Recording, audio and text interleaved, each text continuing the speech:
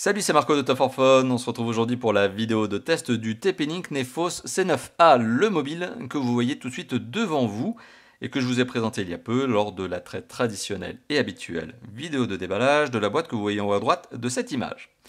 Le TP-Link Nefos C9A, je vais vous le dire tout de suite, c'est un excellent mobile pour son prix. Excellent mobile pour son prix parce qu'il est commercialisé à un prix agressif, 139,90 € et son prix maximum conseillé. Et pour ce prix, eh bien, il propose de très intéressantes spécifications, un résultat tout à fait cohérent, tout à fait homogène. Alors bien sûr, on va détailler ce mobile tout au long de ce test, puisque vous le savez, chez Top for Phone, les tests durent en général 20-30 minutes et nous permettent vraiment de rentrer dans le détail, de regarder tous les aspects du téléphone. Comme ça, de cette manière, vous êtes en mesure, vous qui êtes en train de regarder cette vidéo, de vous faire votre propre avis. Mais voilà, je vous donne en tout cas mon premier sentiment ici, ou en tout cas mon sentiment, et je vous le donne tout de suite, il est positif pour ce mobile. Alors bien sûr, il faut prendre en relation son prix par rapport à ses spécifications, il faut faire les deux, il faut les mettre en relation, ces deux éléments, et c'est ainsi qu'on arrive à donc bien s'intéresser à ce téléphone, parce que non, il n'est pas aussi performant, vous l'imaginez, qu'un ultra haut de gamme vendu 1000 €. Non, ça reste un entrée de gamme, mais un entrée de gamme tout à fait cohérent pour son prix. Alors justement, son prix, je vous l'ai donné. Maintenant, on va rentrer dans le détail. Alors, petite parenthèse, ce téléphone est aussi connu sous une référence un peu plus obscure encore, qui est la TP706A. Ok, bon, retenez en tout cas qu'il s'appelle le Nefos C9A, ce qui est déjà suffisamment compliqué à retenir, et que vous pouvez le retrouver sur le web, et vous avez notre comparateur de prix tout simplement pour vous permettre de le retrouver et de faire la bonne affaire. Je vous engage à retrouver ce comparateur de prix en lien, en description, en commentaire, etc. comme d'habitude chez Top for Phone. Voilà, bon, on passe le petit instant promo, auto-promo, et on va faire le tour du propriétaire. C'est un téléphone qui présente très bien. C'est un téléphone donc, qui est doté d'une face avant couleur blanche, dos gris-argent. C'est un téléphone qui, à ma connaissance, n'existe que dans cette seule déclinaison couleur, ou en tout cas, visiblement, c'est la seule déclinaison couleur qui est commercialisée en France. Le téléphone donne un look, ou en tout cas possède un look qui est vraiment très sympathique. On a vraiment cette impression de dos en aluminium brossé, vous voyez, mais ça reste du plastique malgré tout. La finition est vraiment exemplaire, les éléments sont parfaitement ajustés, parfaitement assemblés. C'est un téléphone unibody, vous ne pouvez pas retirer le cache batterie pour accéder à la batterie. Donc c'est un téléphone monobloc, c'est comme ça qu'on dit ça en français. Mais encore une fois de plus, c'est un téléphone qui présente très bien. Un téléphone qui a vraiment un look réussi. Alors, on va faire le tour du propriétaire, on va regarder ce à quoi il ressemble. Sur sa face avant, un écran sur lequel je reviendrai d'ici quelques instants de 5,45 pouces. Au-dessus de l'écran, on retrouve du capteur photo frontal, on retrouve également du capteur de luminosité et du capteur de proximité et l'écouteur. En dessous du téléphone, on retrouve le marquage Nefos. On remarque que les trois touches sont tactiles et non pas sensitives, elles sont intégrées à l'écran. Désormais, c'est un grand classique. On retrouve sur le côté gauche un slot qui permet, plus précisément une trappe, qui permet avec 3 emplacements de glisser 2 cartes SIM. Au choix, vous pouvez en mettre qu'une seule. Et une carte micro SD. Vous n'avez pas sacrifié justement le port de carte SIM numéro 2 pour mettre une micro SD. On reviendra sur cet élément-là tout à l'heure. Mais vous comprendrez justement, peut-être ici même, que c'est déjà très intéressant. Le mini jack est bien placé sur le dessus du mobile, donc il est bien présent sur ce téléphone. Et sur le côté droit, on retrouve le bouton de contrôle de volume plus-moins et le bouton on-off. En dessous du mobile, l'entrée micro et le connecteur micro USB. Ça n'est pas du USB-C, c'est bien du micro USB. Au dos du téléphone, le capteur photo dorsal, unique, seul, il n'est pas double. Heureusement, le contraire aurait été étonnant sur un téléphone qui vaut moins de 140 €. Une autre entrée micro, je crois visiblement, et le flash LED. On retrouve également le capteur d'empreinte digitale, sur lequel je reviendrai tout à l'heure lorsque je vous parlerai de sa réactivité, et le marquage Nefos, puisque Nefos, c'est la marque, c'est la gamme des smartphones chez TP-Link, et le marquage TP-Link, ainsi que de la norme de certification, etc. etc. Alors c'est un téléphone qui se prend très bien en main. Alors pourquoi je vous dis qu'il se prend très bien en main alors que, vous le voyez, il a déjà des dimensions qui sont conséquentes? Eh bien c'est tout simplement parce qu'en 2018, en ce milieu de 2018, on a vu une abondance de smartphones avec des écrans de plus en plus grands et donc des dimensions de plus en plus conséquentes. Ce qui fait qu'aujourd'hui, un téléphone qui a un écran de 5,45 pouces et des dimensions comme celles que je vais vous donner, on a presque l'impression que c'est bien, c'est compact. Vous voyez, c'est assez étonnant justement. Donc on est sur un téléphone qui mesure 14,6 cm de long, 7,1 cm de large et 0,8 cm d'épaisseur, donc 8 mm d'épaisseur. C'est un téléphone qui est relativement fin, donc qui est dans la bonne norme du marché, et c'est un téléphone qui a des dimensions qui sont presque, je vais le dire, compactes par rapport à ce qui sort en ce moment sur le marché du smartphone. Autre bon point, le capteur photo dorsal ne forme pas réellement d'excroissance. Il y a un petit anneau effet métal autour du capteur, autour de l'objectif pour éviter de l'oreiller. Mais vous voyez, on n'a pas d'excroissance disproportionnée par rapport à d'autres mobiles qui là aussi sortent en 2018 et qui ont des capteurs photo mais qui font quasiment l'épaisseur du téléphone. Voilà, donc bon point encore supplémentaire sur le look de ce mobile. Autre point, son poids, 145 grammes, c'est relativement léger. C'est un téléphone qui se fait très facilement oublier lorsqu'il est dans une poche de jean. Alors au niveau de l'écran, maintenant on va parler de l'écran, on va parler de la qualité d'image et notamment des ratios, des performances, des stats. On va se donner plein de chiffres. Alors c'est un écran qui fait 5,45 pouces de diagonale. C'est une diagonale qui est confortable. C'est une bonne diagonale. On a plaisir à regarder des vidéos sur ce téléphone. Le taux d'occupation de la face avant par l'image, par l'écran, est de 74%. Alors, c'est pas démesuré, c'est pas bluffant, mais c'est pas mauvais. Qu'est-ce que ça veut dire ce fameux taux d'occupation de la face avant? En anglais, on appelle ça le screen to body. Eh bien, ce screen to body ratio de 74, pardon, eh bien, ça veut simplement dire que l'image occupe une bonne partie de la face avant, mais qu'il reste quand même des bordures. Ça n'est pas un téléphone dit borderless. Alors, je vous dis ça, en 2018, on ne peut pas dire que ce téléphone est borderless. Il serait sorti il y a 2 ans, on aurait pu le dire. Vous voyez, donc les choses évoluent, mais 74% de screen to body ratio, en français, eh ben, c'est pas mal du tout.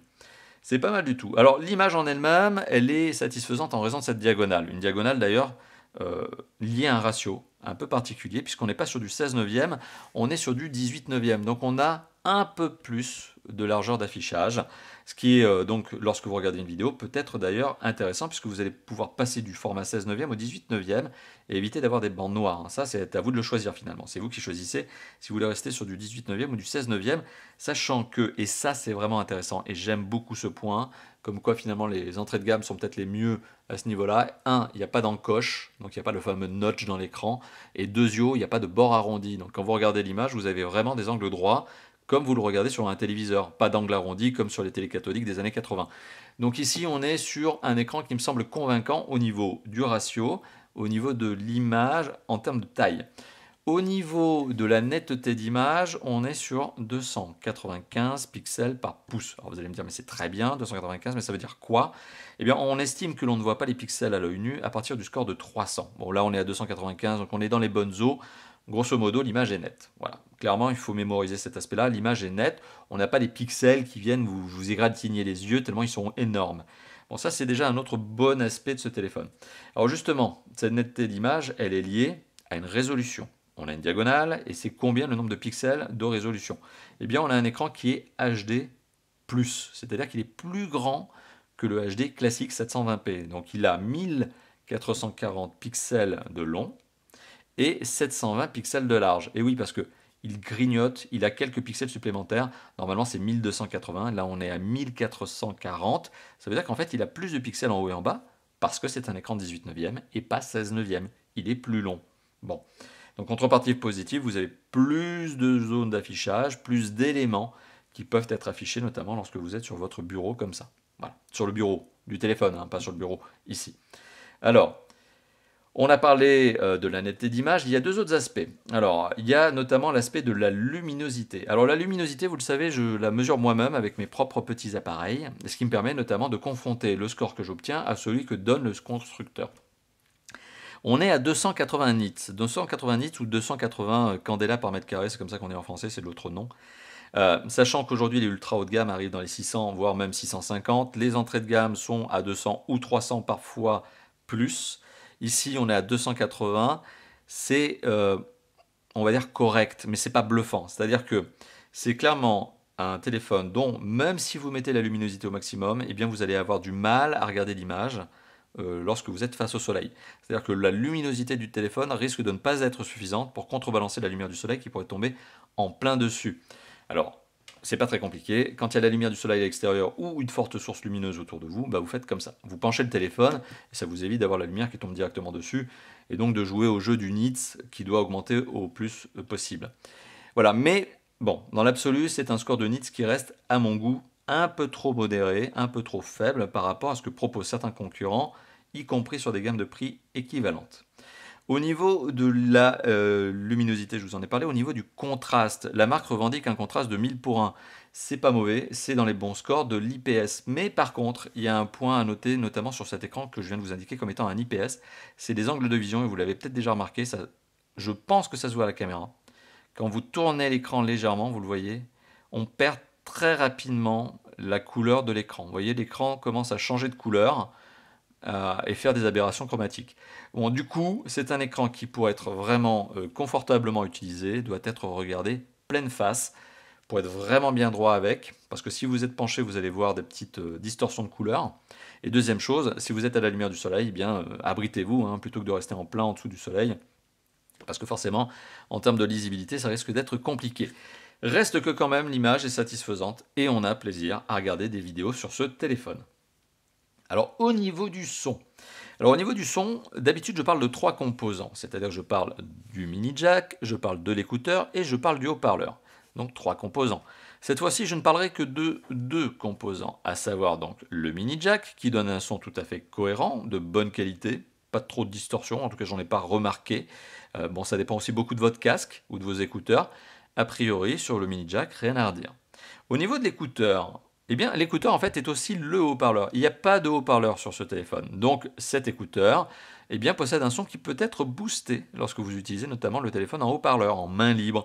Et donc du coup, eh bien, le son devient très très très puissant et de plutôt bonne qualité. On arrive à accrocher les 120 décibels à la sortie de l'écouteur. Bon, je peux vous le dire, si vous mettez votre oreille dessus, ça vous l'arrache. Ça vous l'arrache, mais bien comme il faut. Ça va vous éclater les tympans, ou plutôt le tympan. Donc du coup, bon haut-parleur, qui est aussi l'écouteur. Bon, c'est un petit jeu de la part du constructeur pour éviter d'avoir trop de composants différents, d'éviter d'en ajouter un ici. Ça doit probablement faciliter la construction du mobile, réduire peut-être un peu les coûts. C'est plus simple. Et on va pas s'en plaindre parce que ça marche très bien ici. Rien à redire. C'est OK. Voilà, j'ai envie de dire OK, l'astuce est bonne, et bien soit, pourquoi pas. Au niveau des performances du téléphone, on a un téléphone qui, lorsque je le score avec cette fameuse application qui s'appelle Antutu, arrive à 44 776 points. Bon, on va arrondir à 44 800 points si vous me le permettez. Et de toute façon, vous allez me le permettre parce que c'est moi qui décide. Donc 44 800 points, eh bien c'est un score d'entrée de gamme. Voilà, c'est pas bluffant, c'est pas surprenant, on est sur un téléphone qui fonctionne correctement. OK. Et qui fonctionne correctement, d'ailleurs, petite parenthèse supplémentaire, parce que vous le savez, j'aime bien faire des parenthèses, parce que j'aime bien vous donner toutes les infos. Comme ça vous permet de faire votre propre choix. Eh bien, c'est un téléphone qui, sur 3D Mark Ice Storm Extreme, qui est un benchmark de jeu 3D, score à 2477 points. Bon, et pas de mystère, on est en phase d'un entrée de gamme. Mais je vais revenir sur cette notion de jeu 3D. On est sur un téléphone entrée de gamme qui fonctionne correctement. Qui fonctionne correctement que ce soit pour les grosses applications, pour les jeux 2D ou les jeux 3D. On est sur un téléphone qui est doté d'un certain nombre de composants qui lui permettent d'être à l'aise pour son niveau de prix. Je le rappelle encore une fois de plus. 4 cœurs, ce sont le nombre de cœurs donc, du processeur. Donc c'est un téléphone qui est donc doté de 4 cœurs. On va essayer de voir un petit peu si on peut voir quelques spécifications. Oui, on va réussir à faire un petit zoom de la caméra. Donc 4 cœurs, donc qui sont des cœurs d'un processeur Mediatek, donc 4 cœurs 1,5 GHz. C'est un processeur 64 bits, mais ça ne vous changera pas la vie. Mediatek MT 6739WW pour être précis, on le voit ici. Donc un processeur entrée de gamme, Mediatek, pas étonnant, déjà connu, on l'a déjà retrouvé sur de nombreuses autres plateformes techniques, d'autres constructeurs. C'est un choix judicieux. En termes de processeur graphique, on est sur un PowerVR ROG. Bon, GES 100, ça parlera aux connaisseurs. Ok, soit UE100, qu'est-ce que j'ai dit GE 8100, voyez, c'était le petit fail que je viens de me corriger. Ça parlera aux connaisseurs, mais c'est un processeur qui va de pair, graphique qui va de pair avec le processeur tout simple que je viens de vous indiquer. Bon. Le plus intéressant ici, ce n'est pas tant le CPU ou le GPU, c'est plutôt la mémoire vive. On a 2 Go de RAM. 2 Go de RAM sur un téléphone comme celui-là, c'est bien, moins ça aurait été dommage. Il y a encore des entrées de gamme et des low cost qui sont à 1 Go. 2 Go pour moi aujourd'hui c'est devenu un standard minimum, parce que les systèmes d'exploitation sont relativement gourmands. Eh bien c'est un téléphone qui est donc capable de faire du multitâche et du multi-fenêtre de bonne manière. Voilà, donc ça se passe très bien. Au niveau de la mémoire de stockage, ce téléphone embarque 16 Go de mémoire de stockage. C'est ce qui est revendiqué par le constructeur. Je pense que c'est les mêmes, oui. C'est même indiqué sur la boîte. 16 Go. Vous avez même l'information de la micro SD. Alors, sur ces 16 Go, ce qu'il faut savoir, c'est que lorsque vous allumez le téléphone pour la première fois, Eh bien, le système d'exploitation, la règle de conversion, les applications natives, les premières mises à jour, tout ça fait que finalement, vous n'en avez pas 16 des gigas de disponibles. Au final, sur le premier démarrage, à la fin des premières mises à jour, vous en avez 9,3. 9,3 gigas d'espace disponible pour installer vos jeux, vos applications. Ok, c'est pas trop mal pour un entrée de gamme, on aurait aimé quand même plus. Surtout que on remarque que la micro SD ne permet pas d'installer les jeux et les applications dessus. Donc quand bien même vous ajoutez une micro SD, de toute façon cette dernière ne peut accepter que les photos, les films, les MP3, voilà, c'est vraiment les fichiers qui sont des fichiers multimédia, mais pas des fichiers applicatifs. Voilà, donc c'est la petite, on va dire, micro-déception justement à ce niveau-là, c'est le fait que la micro SD n'accepte pas les jeux et les applis, dommage. Alors, puisque l'on parle de micro SD, on va aussi parler de connectivité et plus largement de toute la connectivité de ce smartphone. Alors, je lance une petite application, mais qui n'a pour but que de, on va dire, valoriser ou en tout cas mettre en application, en propos, en tout cas en avant mon propos. Sachez que donc ce téléphone est bien doté de la 4G LTE, tant mieux, j'ai envie de dire. Il y a encore 2 ans, des téléphones à 140 euros, il y en avait qui n'en avaient pas de 4G. Là, on a de la 4G, le temps passe heureusement. Donc on a de la 4G LTE qui est bien dotée des fréquences nécessaires en France, à savoir B1, B3, B7 et B20, mais pas la B28 qui est encore de toute façon peu utilisée en France. Même les grandes marques californiennes oublient de la mettre. Donc la B28, à la rigueur, on autorise le fait qu'elle ne soit pas encore déployée sur ce téléphone, et qu'elle ne le sera jamais d'ailleurs.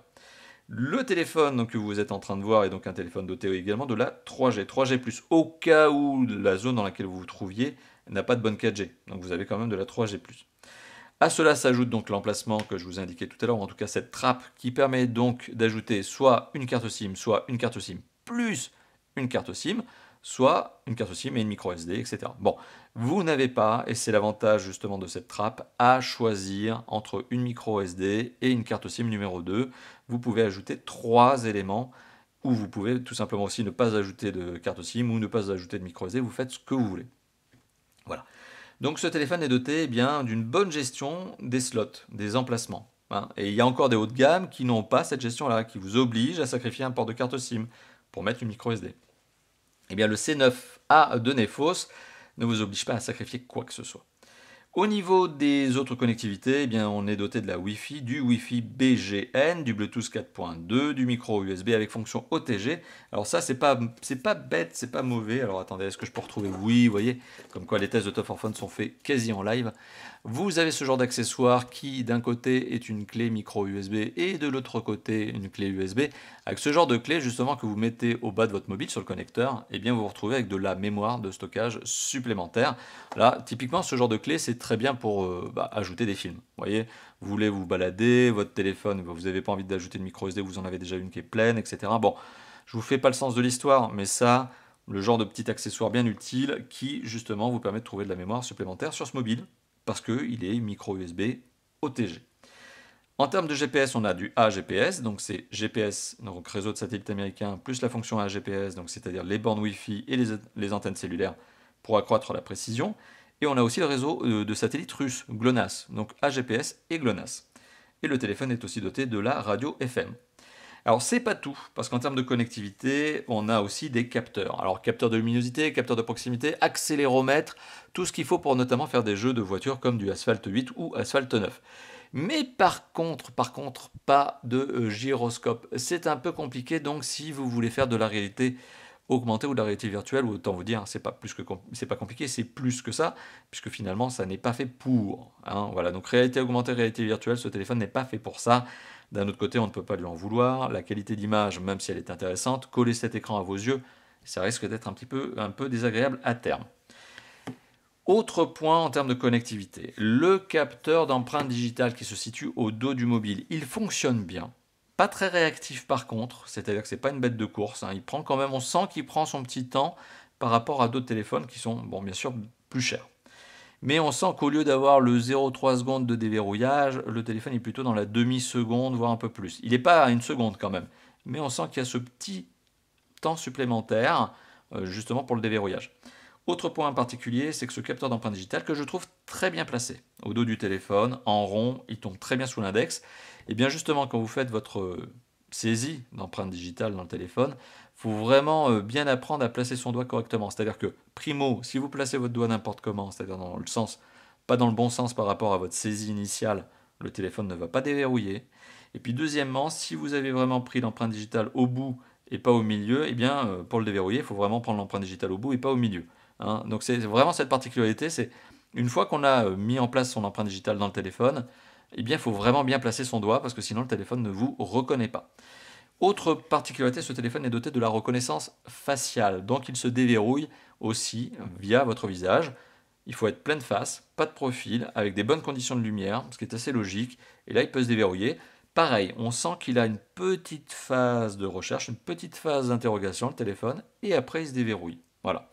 Donc ça marche relativement bien, mais encore une fois de plus, il faut prendre en considération les deux éléments que je viens de vous indiquer. Capteur d'empreinte digitale, il faut vraiment être bien placé. Capteur photo, justement, qui fait la reconnaissance faciale, pareil, il faut être pleine face, avec de la lumière.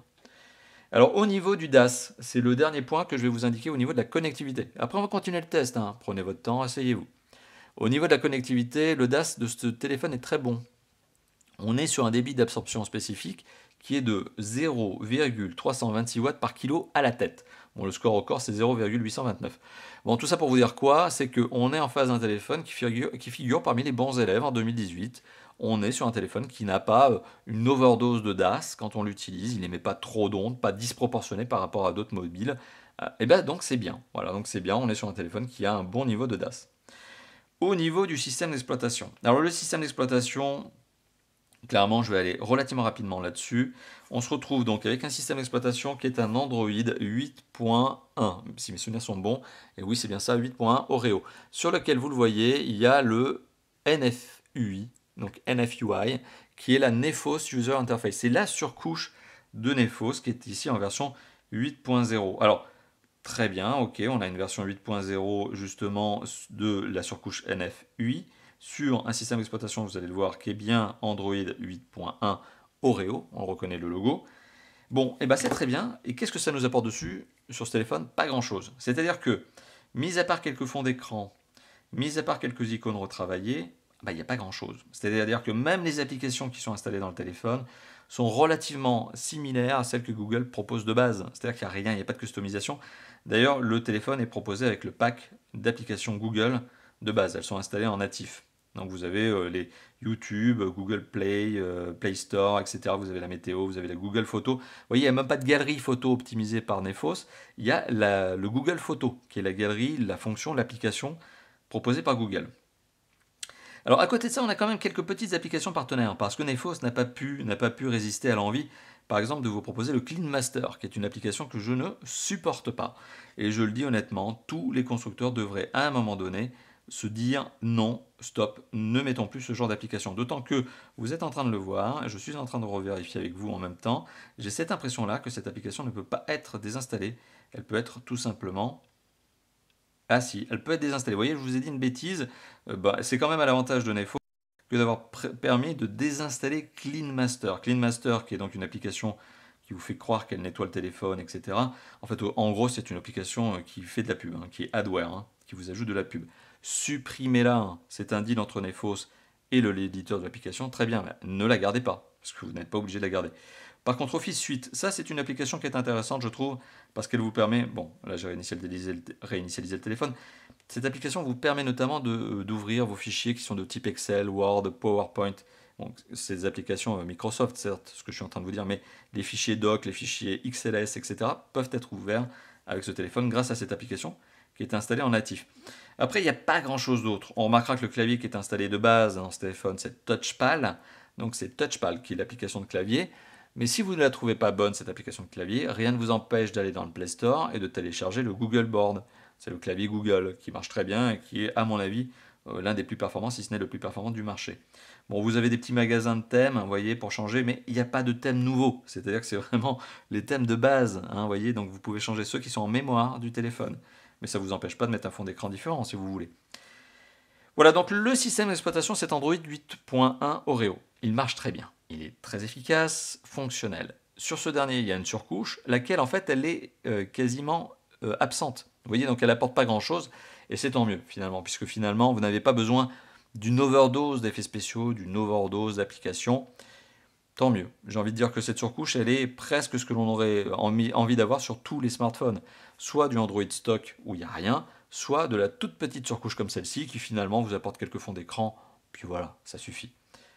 Alors maintenant, il est temps de passer à l'usage de ce téléphone. Alors, c'est un téléphone qui est fait pour faire tourner toutes les grosses applications. Ok, donc vous pouvez faire ce que vous voulez, hein. Vous pouvez faire de la conversation vidéo, vous pouvez faire du réseau social, WhatsApp et compagnie, Snap, etc. Vous faites ce que vous voulez, c'est un smartphone qui répond à tous les usages modernes.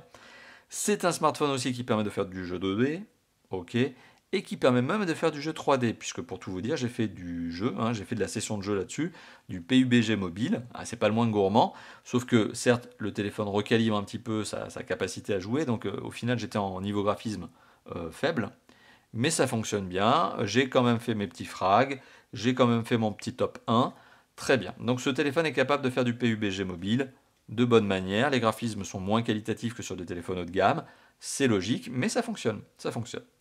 Alors à côté de ça, il y a deux autres usages qui permettent de distinguer les téléphones entre eux. Vous le savez, d'un côté, il y a la qualité photo, et de l'autre côté, il y a l'autonomie. Aujourd'hui, les téléphones se distinguent vraiment sur ces deux aspects. Alors pour ce qui est de la qualité photo, on a deux capteurs photo, un à l'avant, un à l'arrière.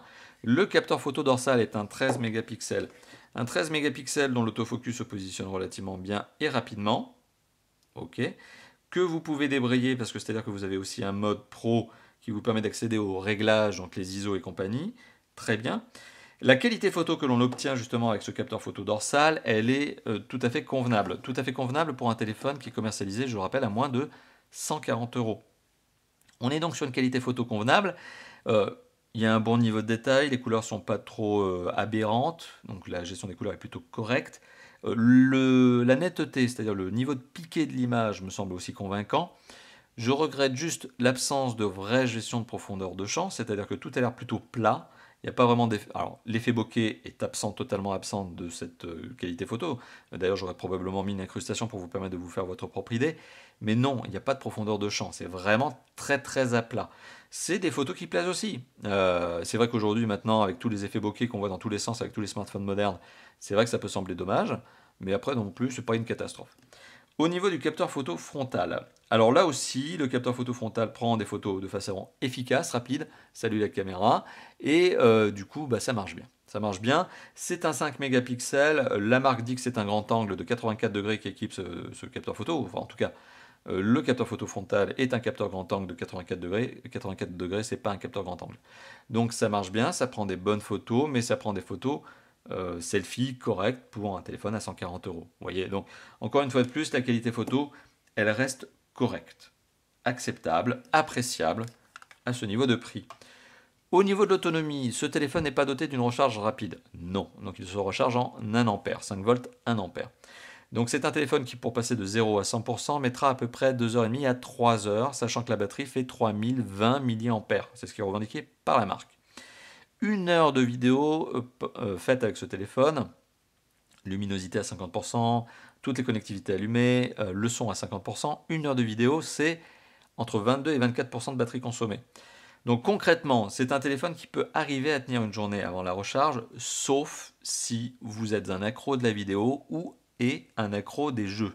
Si vous faites du jeu, vous allez voir l'autonomie de ce téléphone va fondre très très très rapidement. Parce que vous allez mettre le téléphone dans ces derniers retranchements, il va donner tout ce qu'il peut pour justement vous offrir une expérience de gaming qui soit convaincante.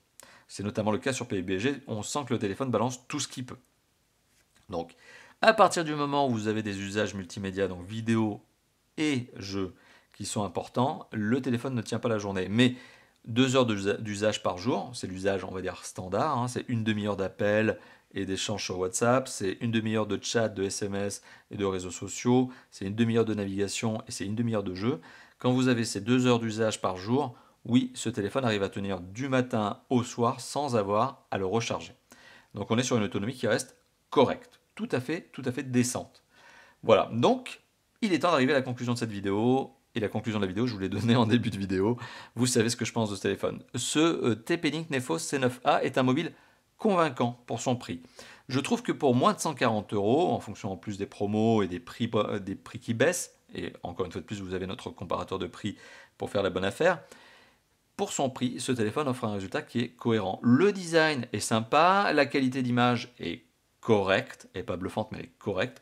Le son, tout à fait correct. Les performances, tout à fait décente. On est aussi sur une connectivité qui est bonne, adaptée, avec un DAS qui est bas, plutôt faible, donc c'est un bon point.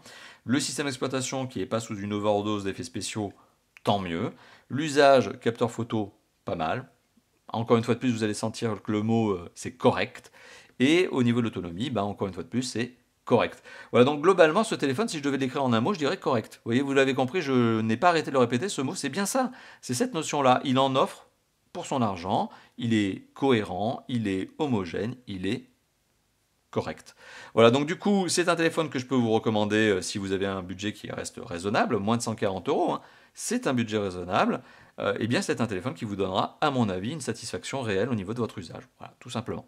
Voilà, merci d'avoir regardé cette vidéo. Si cette vidéo vous a plu, vous le savez, vous pouvez lâcher le petit pouce bleu. C'est ici, c'est cliquer le petit thumbs up qui encourage le youtubeur que je suis à faire d'autres tests. Vous pouvez aussi, et c'est surtout ça que je vous demande, c'est vous lâcher dans la zone de commentaires qui se trouve juste au-dessous. Lâchez-vous, dites-moi ce que vous pensez du téléphone, dites-moi ce que vous pensez des tests de Tough for Fun, dites-moi ce que vous voudriez comme prochain test, dites-moi tout, c'est dans la zone de commentaires, lâchez-vous. Et vous pouvez aussi, petit bouton supplémentaire, vous abonner à la chaîne YouTube si ce n'est pas déjà fait. On est déjà à plus de 130 000 abonnés. Vous pouvez cliquer sur ce petit bouton qui s'appelle +1 abonnement. Et puis voilà, vous faites partie de la communauté des fans de Tough for Fun et surtout la communauté des fans de smartphones qui ont envie de connaître les bons plans du moment. Et sur ce, je n'ai pas grand chose d'autre à ajouter, si ce n'est que l'on se retrouve pour d'autres vidéos bientôt, d'autres vidéos de tests, de présentation, d'interviews, etc. Il y aura même des bonnes nouveautés, je pense, qui pourraient vous plaire. Et je vous dis, voilà, encore merci et à très bientôt.